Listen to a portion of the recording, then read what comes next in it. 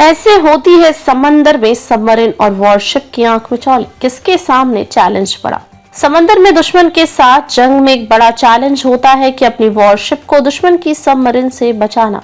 Submarine बेहद ही silent तरीके से समंदर के अंदर रहती है और उसका पता तब तक लगाना मुश्किल होता है जब तक कि वह अपना टास्क पूरा न कर दे। दुश्मन को हराने के लिए उसकी सबमरीन का पता लगाना और उसकी सही पोजीशन के बारे में जानकारी हासिल करना जरूरी हो जाता है। ऐसे में सोनार सिस्टम काम आता है। सोनार सिस्टम को हम अंडर वाटर रडार कह सकते हैं। सोनार सिस्टम पानी के अंदर आवाज पैदा करता है और वह साउंड वेव पानी में ट्रैवल कर पानी के अंदर किसी भी ऑब्जेक्ट से टकरा कर वापस आती है। वह किसी शिप से, किसी सबमरीन से या फिर किसी पत्थर से टकरा कर भी वापस आ सकती है। ऐसे में टकरा कर जो साउंड वेव वापस आती है उसके जरिए सोनार ऑपरेटर बताते हैं कि पानी के अंदर क्या है। प्रोपेलर में अंतर। हर प्लेटफॉर्म का प्रपल्शन सिस्टम जिससे वह चलता है अलग होता है। जैसे सबमरीन का डीजल इंजन होता है, सबमरीन का प्रोपेलर छोटा होता है, इसी तरह वॉरशिप का अलग होता है और मर्चेंट शिप का प्रोपेलर बड़ा होता है। प्रोपेलर की स्पीड भी अलग अलग होती है। सबमरीन पानी के नीचे कम स्पीड में है तो प्रोपेलर की पानी को काटने की आवाज अलग होगी।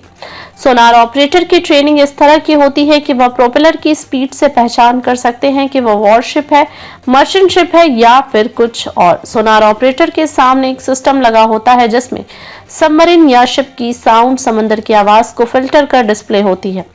साइलेंट किलर है सबमरीन। सबमरीन साइलेंट किलर है और यह ट्रांसमिट नहीं करता, इसलिए इसका पता लगाना मुश्किल होता है, जबकि सबमरीन को शिप का पता जल्दी चल जाता है। सबमरीन खुद कम आवाज करती है तो उसे आसपास की आवाज साफ सुनाई देती है। सबमरीन और वॉरशिप की आंख मिचौली में शिप को सबमरीन की आवाज सुनाई दे इससे पहले सबमरीन शिप की आवाज सुन लेगी।